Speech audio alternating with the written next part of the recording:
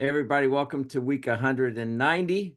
It just feels like 189, I think, but it's 190. Oh man. By the way, Jack and Adam, we got to talk about our 200th week anniversary. We did a 100th week anniversary at 820, the Hamilton now. That was fun. Almost 2 years ago. Think about that, man. So we'll have to do something, but we've got something real special. We're going to talk about retention, not with, shackles, but with the right things to keep people motivated for a long term, to keep them. And there's some really interesting things. I'm just going to tell you because I was in a session with Kevin Monaghan, who's going to be our guest today, last week, and I learned some amazing things. So Kevin will be joining us, and he has a really, really interesting background. He was a writer or a writer's assistant, but he worked on The Office. All right. So you can harass him with that. You can hit him up with any trivia that you want to know on that. But let's get into some of the stuff. Current events. Looks like maybe not a shutdown. I don't know. Jack usually always has some stuff on current events. And then I thought Adam maybe too, just because what we call peak season now, at least at BGW, we are coming into the throes of like hammer time for getting taxes done and that sort of thing. So you might have some thoughts on how to make it easier on yourself and also on your CPAs. So just thought. Jack, you want to take it first? Sure. So a couple quick thoughts. First, as far as what's going on Capitol Hill, it's my understanding that they are negotiating, that they seem to have come to a deal for the most part on the budget, but the immigration and border issues are being used as leverage to say we want more. The Republicans are saying we want more on that before we're going to say yes. So I don't know. Again, as we've always said, turn on CNBC on one side or CNN and then turn on Fox News and same story, different perspectives. So who knows what is accurate at Yeah. this point today. Two other things. One, last week and in prior weeks, we talked about that the National Labor Relations Board was talking about putting in place certain regulations regarding joint employer. So making franchisors directly responsible for franchisee obligations and liabilities with respect to employees and their customers. And there was a measure in the House that would overturn that rule. So remember, the NLRB and other agencies are regulatory, part of the executive branch, but the legislature has the ability and obligation to override certain things when they think it's inappropriately implemented on a regulatory level. So that's exactly what happened, which is good news for my franchisor clients. That's good. And yeah, absolutely. And then lastly, I saw an article, it was in the Charlotte Business Journal, maybe yesterday or day before, and it was talking about kind of the psychology of workplace employees and kind of what's been on their mind. And there was a survey that was done. And one of the comments that was, and when they were analyzing the data was that, and the quote is that the data shows the reasons for employees' financial concerns have shifted in recent years, that in prior years, savings for retirement, so kind of looking prospectively and feeling like, okay, I just don't have enough to put into that bucket down the road. And it was kind of paramount, and now it's more of kind of the day-to-day. And I would say, from when I first read this, I'm like, this is kind of old news essentially, because I think that with the pandemic and with people getting laid off and these have been concerns for a while, but I think now we're catching up to the data that would actually prove that. And so some other statistics, while 70% of American workers feel equipped to manage an unexpected expense of $500, only about 40% feel at least somewhat prepared to handle an emergency expense of $5,000. So just sharing that as kind of what at least is being reported as might be going on in the minds of your employees as an owner, as a manager, and just kind of their thought process of really still after the pandemic worrying about the day to day and the surprises that may come up in any aspect of their lives or their children's lives or their parents' lives, that are getting older, and the obligation of an adult child taking care of an older parent. So those kind of things are still prevalent in people's minds. Oh, that's good. Well, that's going to be a great segue into Mr. Monaghan. I can tell you that. And he's just chomping at the bit. But before we do that, Adam, any thoughts that you want to hit on from what a beautiful location right there, wherever you are? Yeah, we are currently at Ocean Isle, getting some work done before rental season. So there you go. Love it. No, not so much in terms of current events. You did tee it up in terms of, hey, what could make life easier, um, for yourself and your CPA, when it comes to filing. And it's really, I promise that these things are not, mutually exclusive. But first off, it's not the end of the world if you extend your tax return. Like there's no such thing as, oh my God, if I file too early, then it means that I'm going to get audited because they have like a bucket that they fill up first. And I want them to fill that bucket first. And at the same time, if you file an extension, at the last minute, it's not like that changes your odds either. We've had lots of discussions around like what triggers an audit, and the answer is not much. A lot of times just random chance, based on the way that they do sampling at the IRS. So my point in saying that is, not the end of the world if you extend your tax return. All that said, just like we tell people all the time, run your business as if you could sell it and you will be better off. Meaning like have your crap together. If you have your crap together, that means that to where you could sell it at any day and walk away without any headache at maximum value. It probably means that you're leading a low stress life and making a lot of money. Well, the same thing applies to your tax return. Like the actual filing of the document, is one thing, but that's actually the end culmination of like a lot of stuff that you should do along the way ahead of that. So like what you should do is pretend, even if you don't file your return on time, act as if you are. Have your crap together, have your books reconciled, don't waste the last minute. Have a tax file pulled together of your stuff in a well-organized manner, such that if you did want to file on time, you could, even if you don't. Great advice.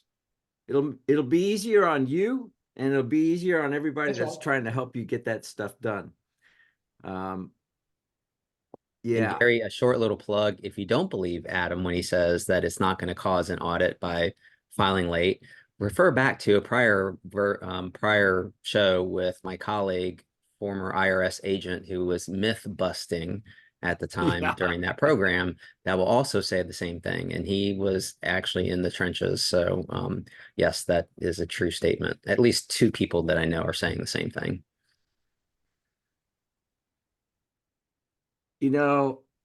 So we've already gotten a thing here from the chat. Randall, good to see you here. He always has he's very thoughtful. He's up on what's going on. He said USA dodged a bullet yesterday with the SEC, which was developing a new natural resource corp, which would have allowed all public lands and even private under the control of a publicly traded company. Interesting. And he is in the lumber business. So you would definitely be paying attention to that. One thing that I will say too, and I won't use names, but this was an interesting thing. And here's the caveat, or here's the point. Have frequent, or at least kind of periodic times that you're talking with your CPA throughout the year versus at the end of the year, and all of a sudden, oh gosh, Christmas is coming, we've got to do some stuff. If you have some stuff organized, back to Adam's point, throughout the year, you can avert a lot of crises. Plus, you have a lot more levers to pull than at the last minute. And, we had a group that came to us that had all of a sudden, looks like we're going to owe the IRS $1.7 million. That's a problem. And it was in December. Like, man, dude, we don't have a lot of levers. Fortunately for them, we found them 1.1 million that we could offset with some strategies that we've used for others in their industry, which was a blessing, but that was an anomaly. Believe me, that was an anomaly. If we can have time throughout the year, it's a much better time. And it's not just us. If you're with another CPA, that's fine. Just do yourself a favor and have some conversations throughout the year, get some guidance, get some help, and you'll be better off. So we're going to get into retention strategies with Kevin Monaghan. And that's really what his whole spiel is about. And what I like about Kevin is he's been a business owner. He has been in business. He has seen highs and he has seen some lows. But he has got his finger on the pulse of what is actual working and really works versus the misnomers out there. So, Kevin, I don't want to steal your thunder, but I do want you to talk about the Julius Caesar example, because that just like hit me like bonk, right on the head, thinking, holy moly. So if you would use that example and then get into a little bit of the stuff of like what you're seeing in the marketplace too, because you were even using some stats last week that tied directly into what Jack was talking about. The data is showing. Yep. So heading into Julius Caesar, there's a theme that I have, and it's a perspective that I teach to business owners, which is retention dollars can be far more impactful than incentive dollars.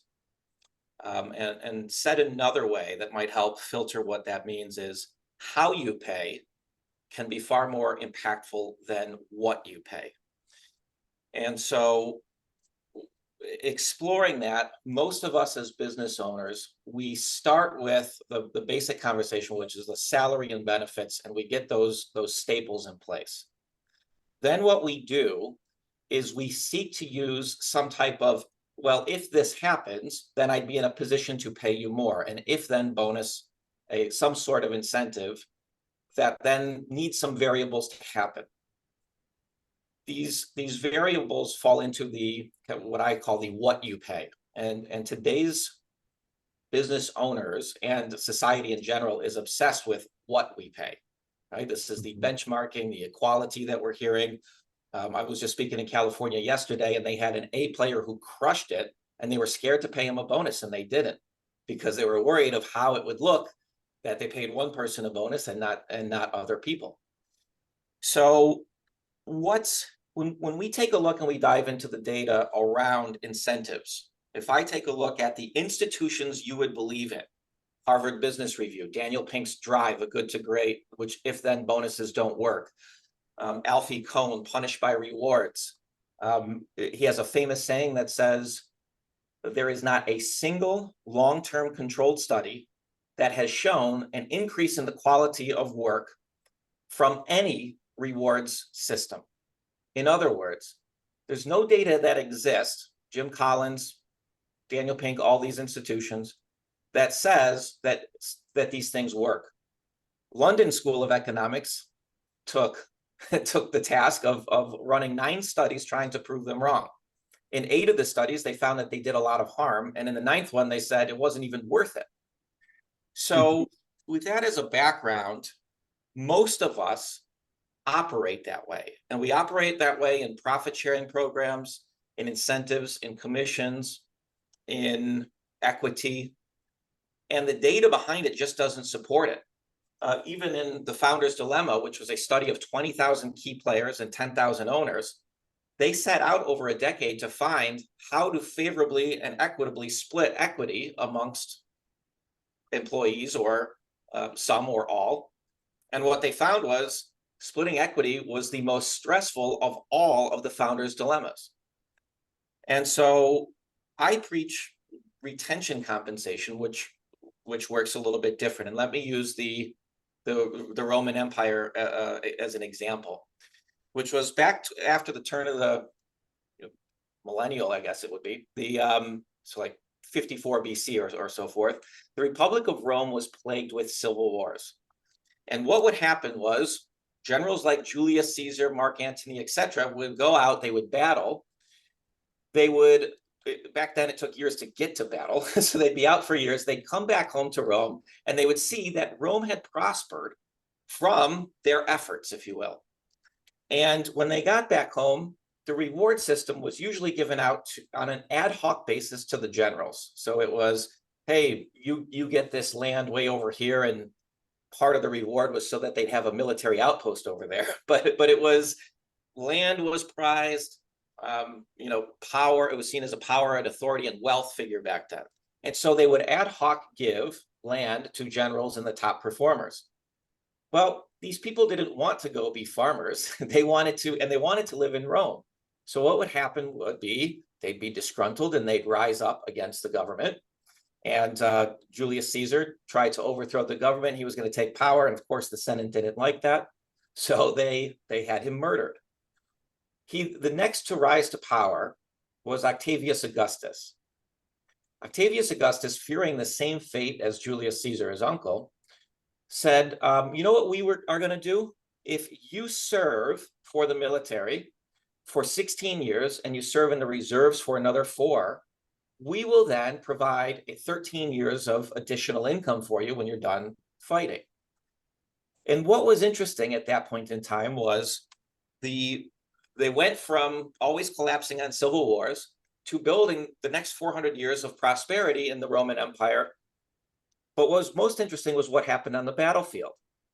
Instead of trying to stand out and being seen maybe making kills or heroic, they worked together so that they could come back and all enjoy equally in their efforts. This was, leave it to 400 years later, leave it to the Senate to start meddling with the pension, making it longer, cutting the benefits, etc. And eventually the military started rising up again and pushing back. This would then be, echoed if you follow the incentive or the pension system, if you will, forward. In the Sui dynasty used the pension system and rose to power in China. The Navy put a pension system in, and we had the sun of 300 years of prosperity for them, and the sun never set on the British Empire. And then America, we had it here, which was Social Security, and then the largest use of corporate pensions brought the rise and prosperity of the US economy. I always wonder, perhaps if Japan or China had known about this power and how it equated to some of the greatest rises, if they would have used it, if their fate would have been any different. But Napoleon Hill gave one of the best kind of insights, because he studied some of the greatest leaders from back in the 30s to 50s, if you will. And what he found was that a leader inside of an organization, whether it's an owner or a C-suite executive or just a manager, would be a practical philanthropist if they encouraged employees to form the habit of saving. Right? The pension system kind of does that. And granted, we have regulated the pension system away from practicality. It's a huge solvency risk. But the lessons derived from it should be noted. He went on to say that all of the problems that you will have inside of your organization will stem from the employees who are not in the habit of saving. And it's a lesson that if you've got people who are stressed or worried or don't have those psychological safety, Jack was talking about it right now. We've never had more employees who are lacking psychological safety in the workplace. No wonder they are attaching themselves to, please unionize, please somebody help us.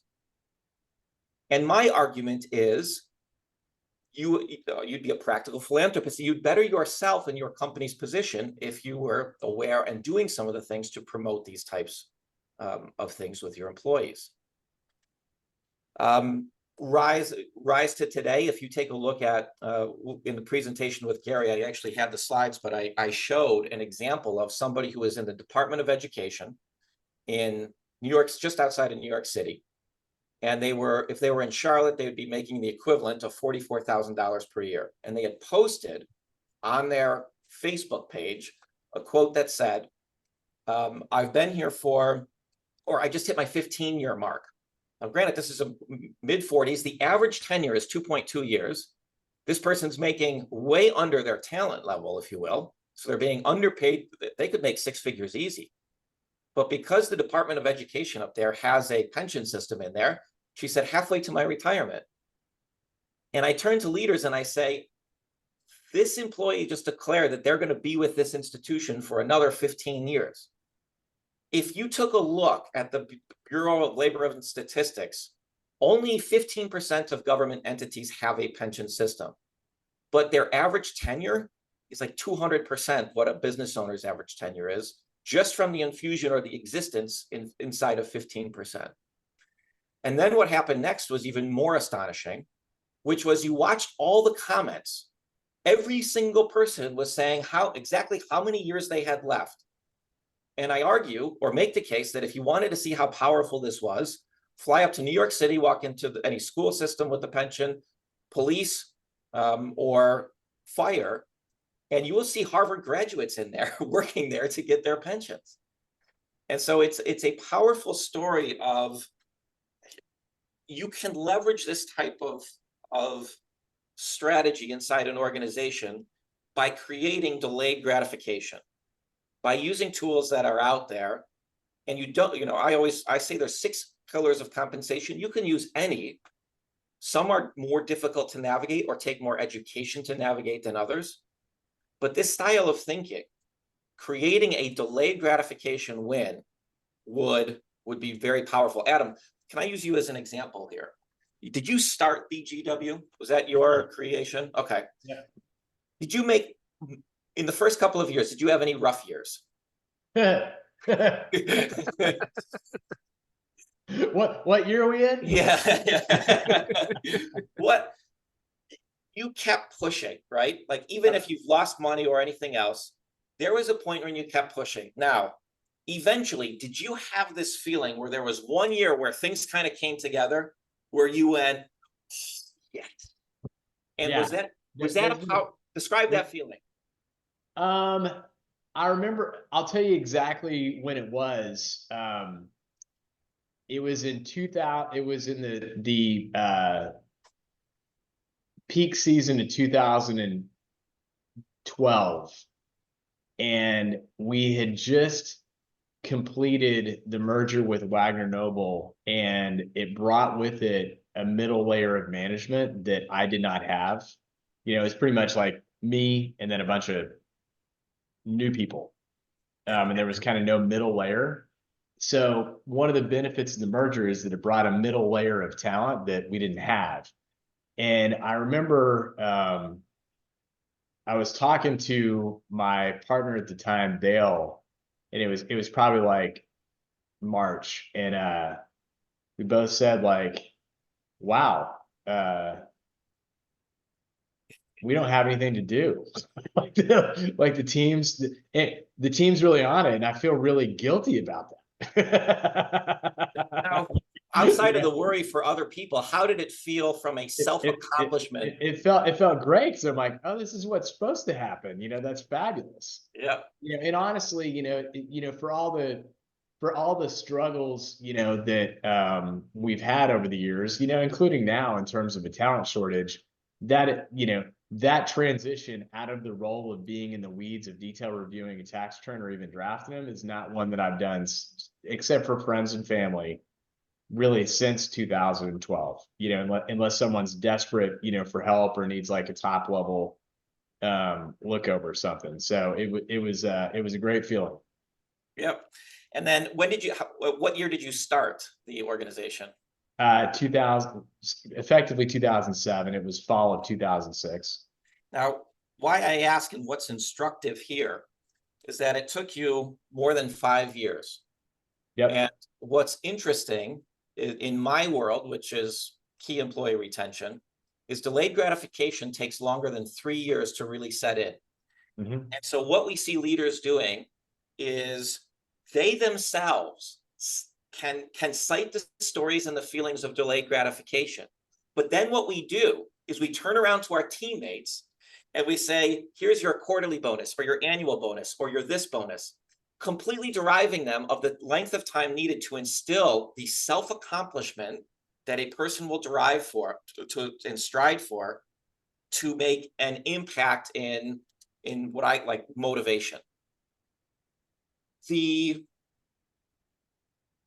Before I go deep on something, Gary, what are you hearing? Well, the thing that I found so fascinating, because you had assembled a group of CEOs from around the country because you wanted to beta test or at least float a notion of a groundbreaking new thing that you're developing, which is really cool, around retention. Yep. And the things that were kind of mind-blowing for me were the Julius Caesar example of, hey, it's so logical. Hey, good soldier, great job. Here's some land. Well, my land isn't as big as his land, and I've got a swamp in my land. He's got hills and much better than in his land. Well, he's got rocks in his land. Mine, like whatever, right? I mean, you think that you're doing somebody a favor, and yeah, Julius Caesar may have said, okay, well, yeah, by the way, we're going to have a military outpost there too.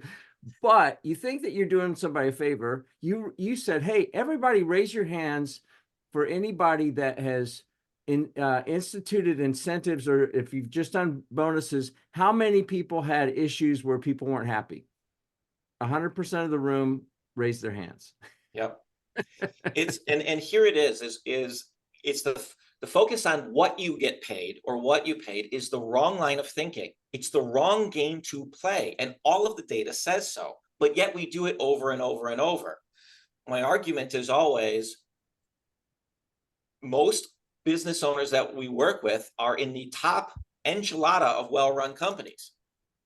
And they're capable of implementing ideas in their business better than anybody, even a bad idea. And to focus on the what focuses a person on the now. It focuses them to compare themselves to others and look backwards to justify what they are getting paid. This is dangerous thinking, and it's in the conscious mind. Conscious mind can find ideas, is subject to a variety of subjective, external and internal factors that you can't possibly navigate or win with, particularly to everybody. And so to fight that, and I'd argue society is pressing this issue, and it should not. Denmark was the first country to implement pay equity as law, and it was for like companies over 35 employees. And what was interesting was they studied 35 to 50 employees and 20 to 35 employees who were exempt. And the people who had imposed pay equity, which was what you pay people, since 2014, surprisingly, their productivity dropped. When you focus people on the self, they don't focus on the customer, the client, the corporate, the company, and where they're going and how they're going to get there together. They focus on why I got rocks and you got fertile soil, and why did that type of stuff. So let me interject one other thing that I think is really important, that was a big aha for me, being a 61-year-old guy. And it goes into something that Jack had mentioned earlier, which was you had some stat that mentioned about more like the millennials. They talk about what their salaries are and what their bonus was. Oh, how much did you get paid? That was like taboo. You got fired, if you did that at my age, like you got fired. That was like new. You don't talk about that. Well, these guys are like, train them. Everybody gets a trophy. Well, what's your trophy look like? Yeah. Did I get the same trophy? And that's a real issue among companies at this point. And the only way to fight it is to focus on the future, where you're going. And Gary, this is last point, and then I'm going to come to you, Jack. You would never run your business without a BHAG, a 5 or 10-year goal, etc. You should leverage this type of thinking into your compensation strategy and communicate it, regardless of what tools you're using to create it. This should be instilled through your company meetings, your EOS, whatever you're doing inside of your organizations. This should be communicated and the focus. Jack, what are you picking up on, or what are you hearing? So it's an interesting dilemma, because I think about the, and maybe it's that transition period to get people on the retention bus versus the, the incentive performance bonus train. And the challenge is that until everyone on the bus has that same mentality, then how, it has to be, I don't want to call it socialism, but it has to be more of a group think versus, as you said a moment ago, individualistic thinking as to what's in it for me. The problem is that challenge that I see is that, there's still a gravitation towards that the way to incentivize individuals is to reward their own performance. And so for example, in a law firm, it is, and I will tell you that our compensation system is performance-based, and it is what numbers do you post on revenue for revenue that for the work that I do, whether it's my own client relationship or it's my client relationship and I have someone doing litigation. Those go into the matrix of decisions that occur at the end of December, beginning of January, that just occurred, last week, essentially, for our firm. And people are, okay, well, wait a minute, what, the ones who know how the formula works and understand, and there's never enough money to pay out people 100% of what they think they are owed. And so then you have to see, put together both an objective and a subjective system to be able to properly compensate. But you're still going to have the people that say, well, wait a minute, what about that person?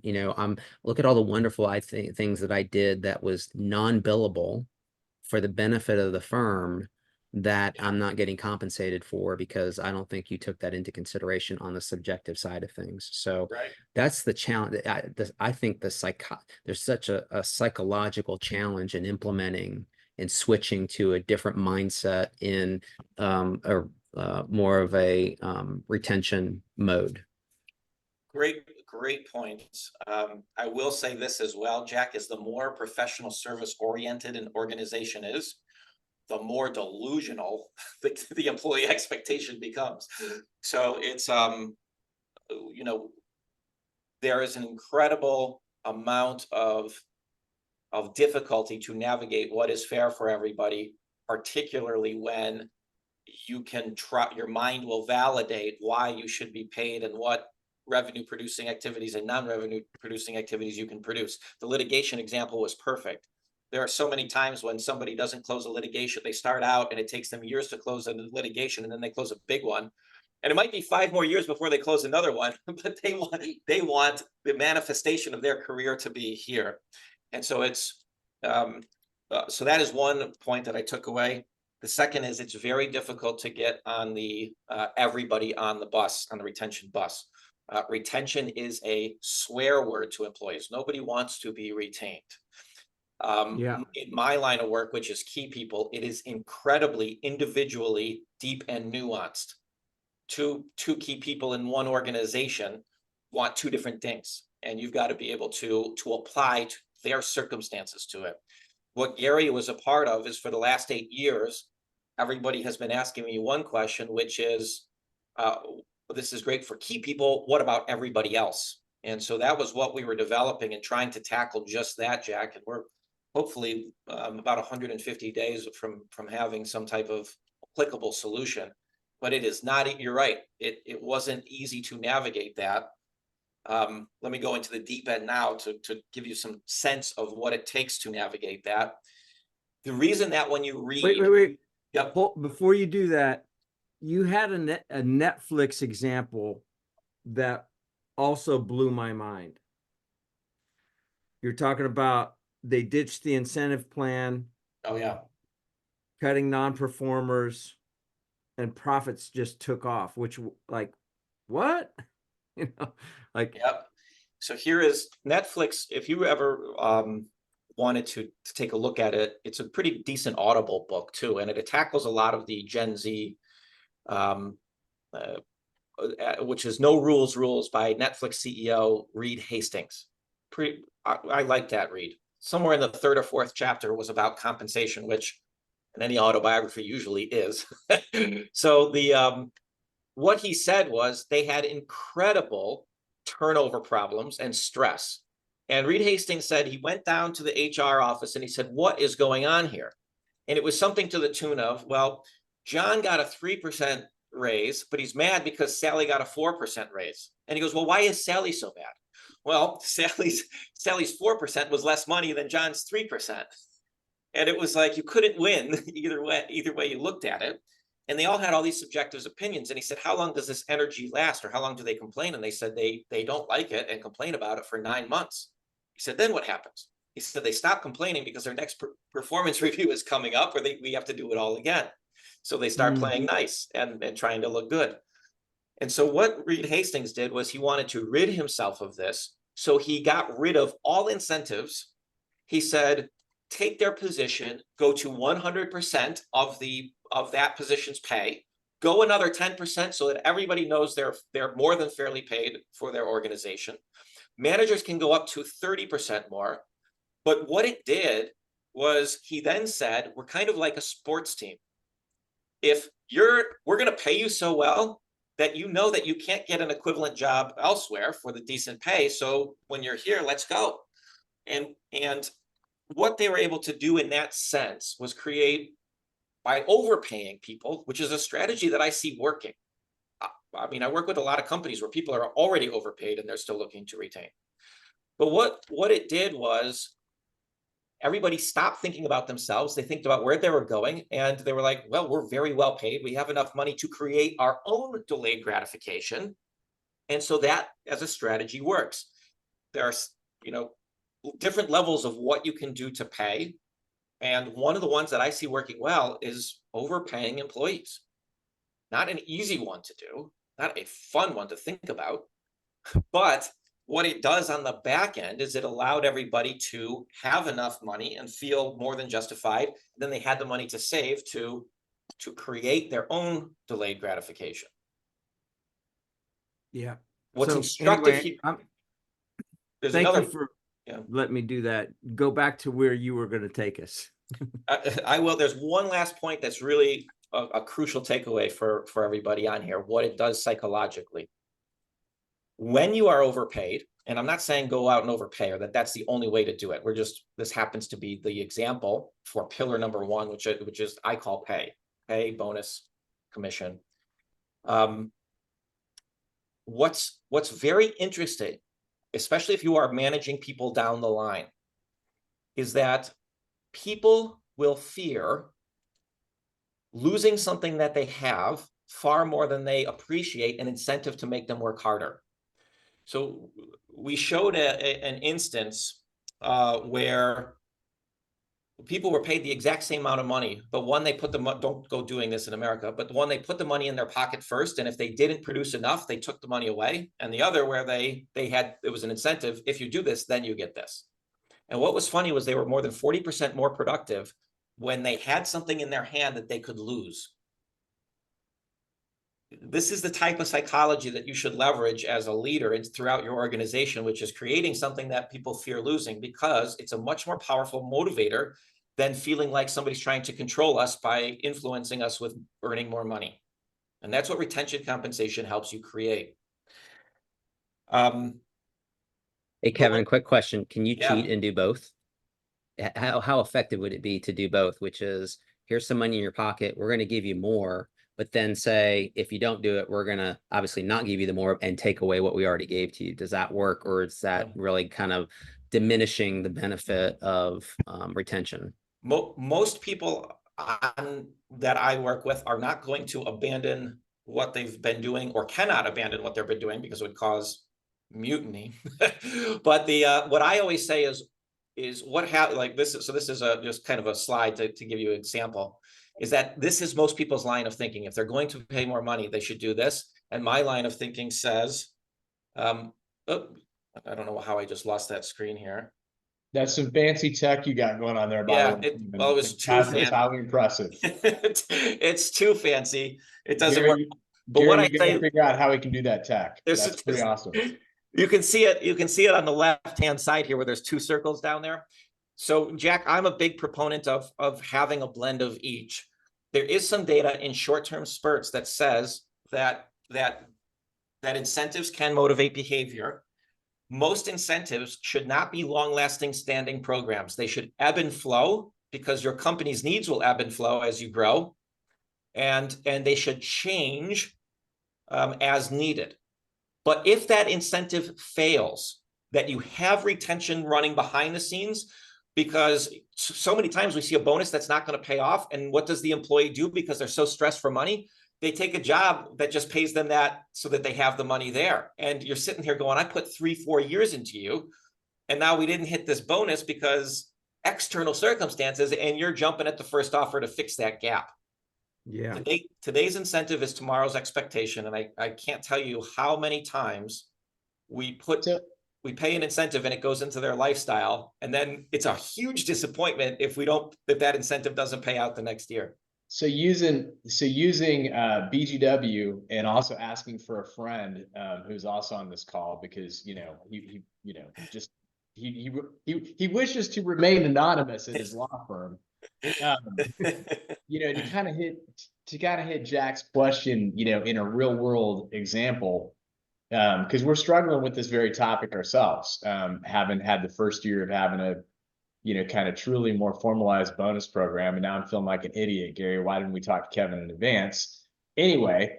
I was feeling the same way. Yeah. I'm like, is there a bag I can put over my head, during this webinar?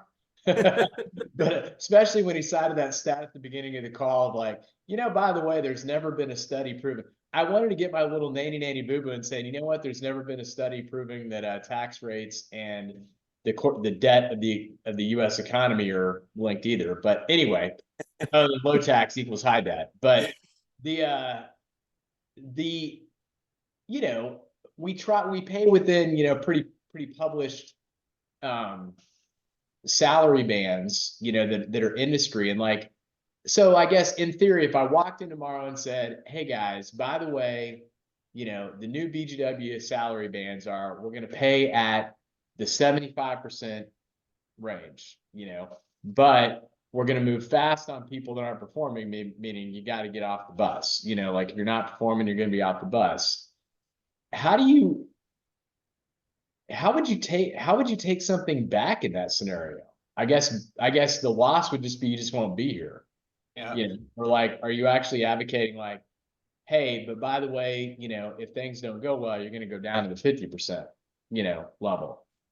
Yeah, it's two things come to mind to respond to that, Adam. One is benchmarking as an overall vehicle to communicate compensation with employees. Mm-hmm. Very straight up, I do not subscribe to this line of thinking. I think it's good to have internally to find any biases that you may not be aware of, or any discrepancies of like, whoa, our tech department should be, in the last 3 years, tech salaries have gone up and we didn't move the needle. Yeah.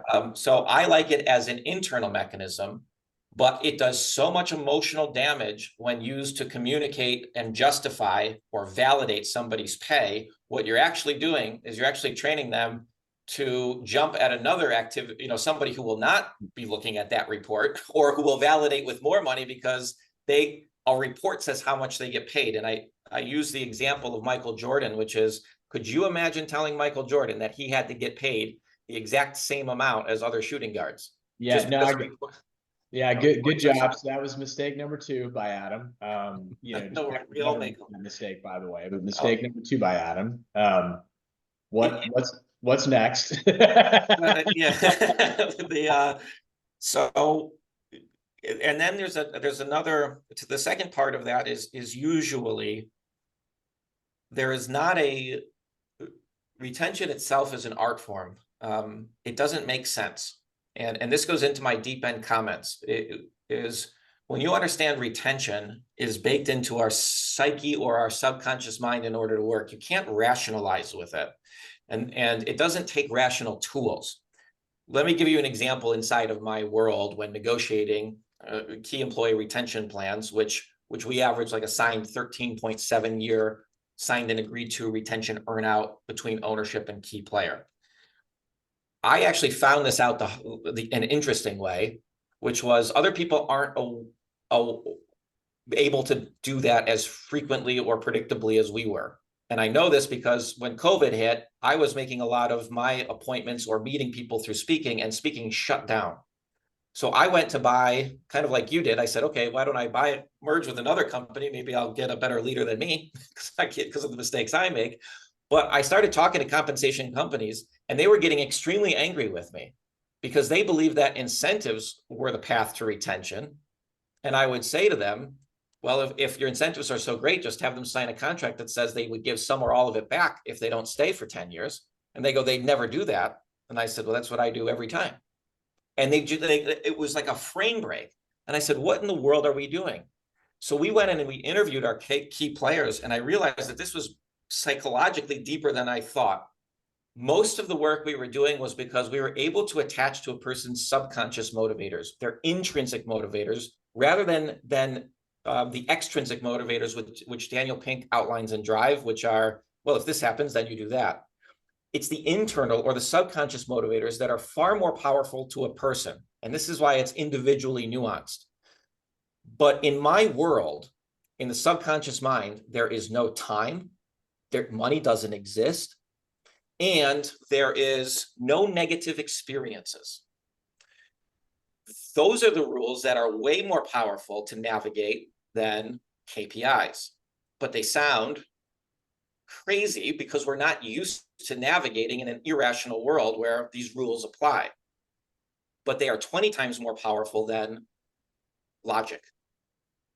This is why in his book by Keith Cunningham, which was The Road Less Stupid, he said the hardest thing for a great board of director to do is to help a CEO bypass the rational in favor of the emotional.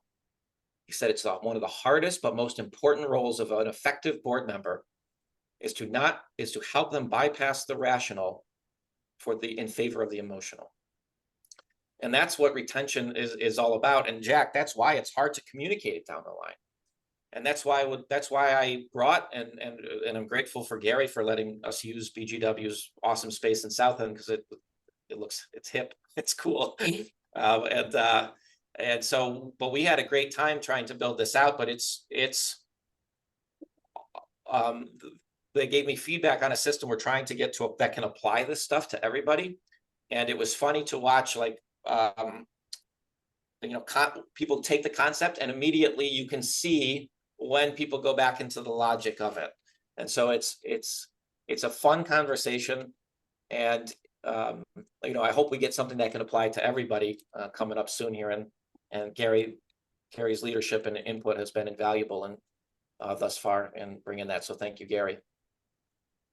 I'm waiting for Ludacris to pop up when, say, hey, that's ludicrous. And then Ludacris to pop up and say, yeah, that is ludicrous. Like the commercial.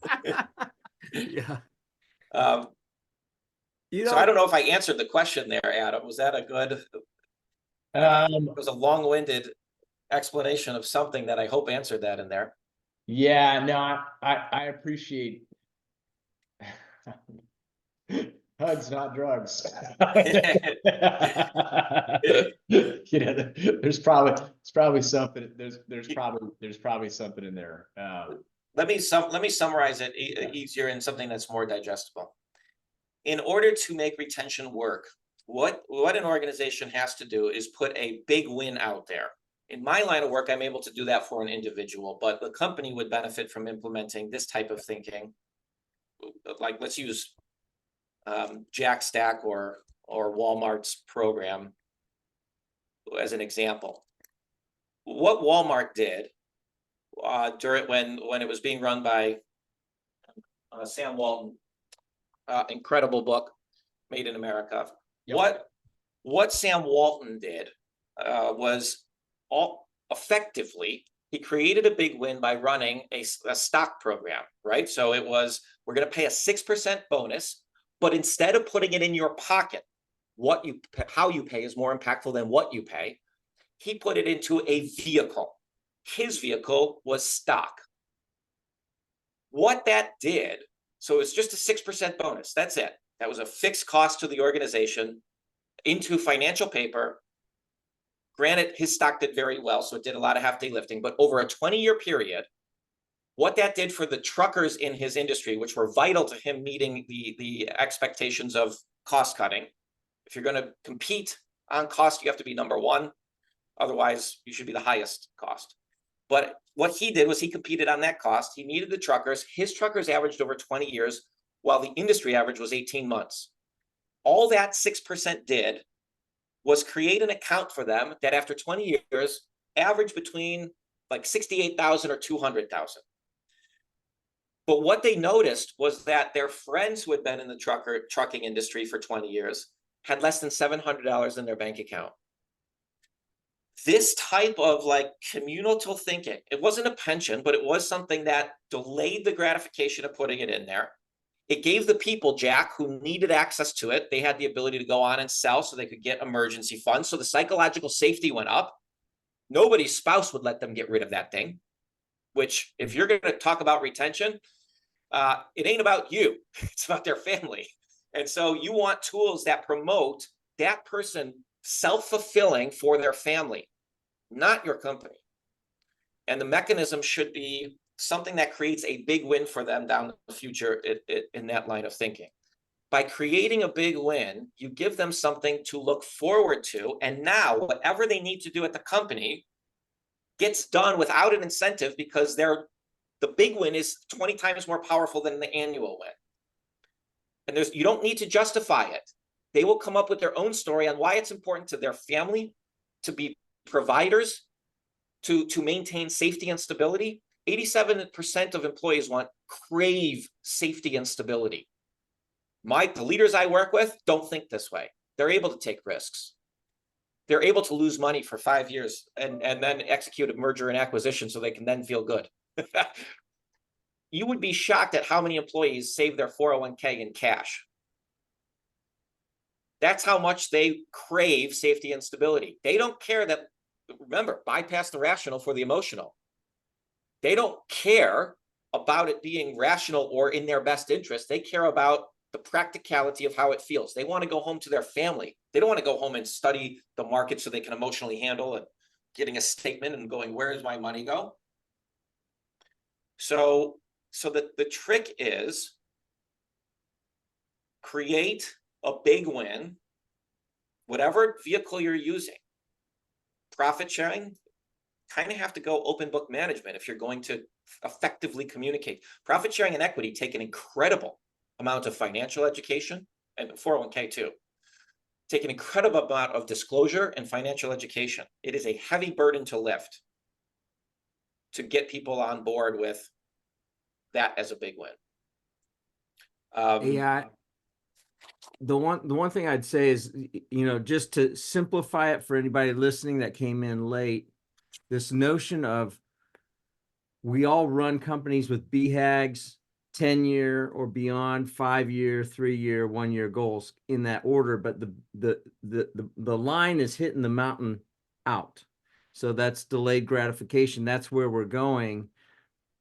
We fail to do that a lot of times with our employees on the individual level. And what you're saying is create a big win for them, just like the example that you gave of somebody that's making 44 grand a year up in New York, and they're celebrating that they're halfway there on their pension. They got another 15 years to go. Woo! High five.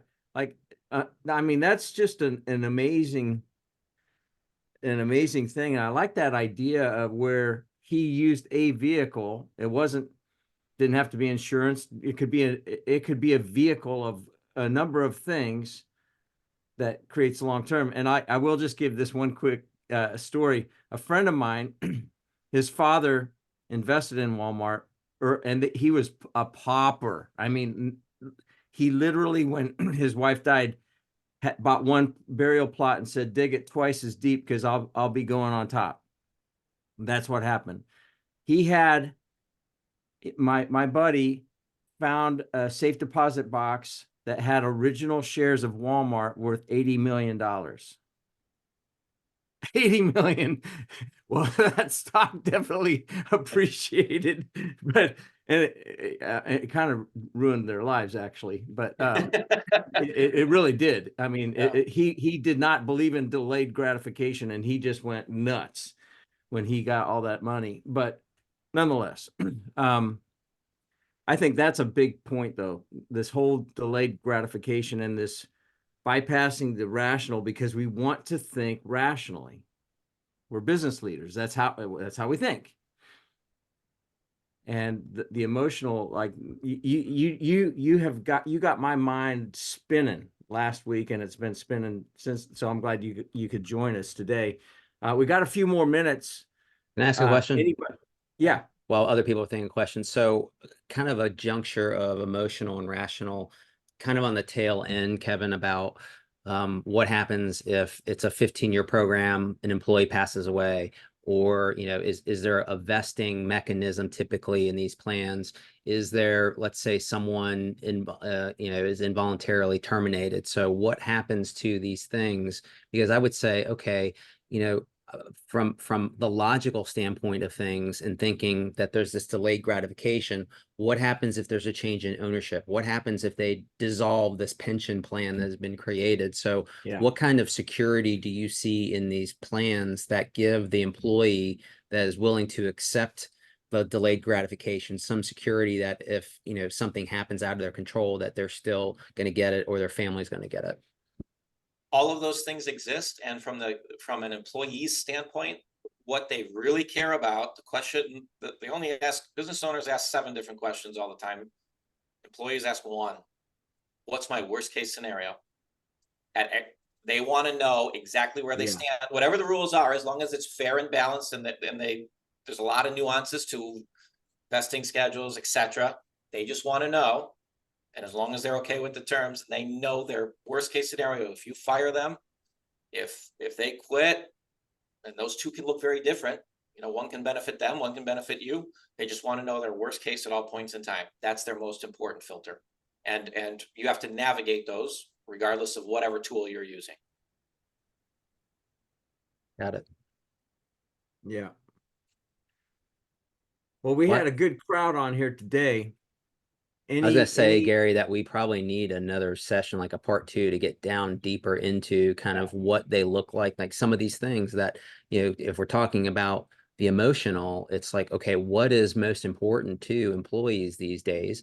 And, per our conversation, Kevin, that we had previously is, the psychology within any company is going to be different based on age levels, right? So the generations, and not just because some are closer to retirement, but just their work ethic and their expectations and those kind of things, which I'm hopeful that, and I think millennials get, cut up on a lot, and I'm hopeful that my kids, who are the next generation, have heard my wife and I complain enough about it that maybe they will change their behavior back to, working harder than some of, the other generation has not done. So anyway, but I think that at some point it would be appropriate to have you back if you're willing to, jump deeper into all of this. Yeah, I think, we've got next week booked, but I mean, even like the week after, to kind of book in like all things kind of performance management and compensation in a sense, because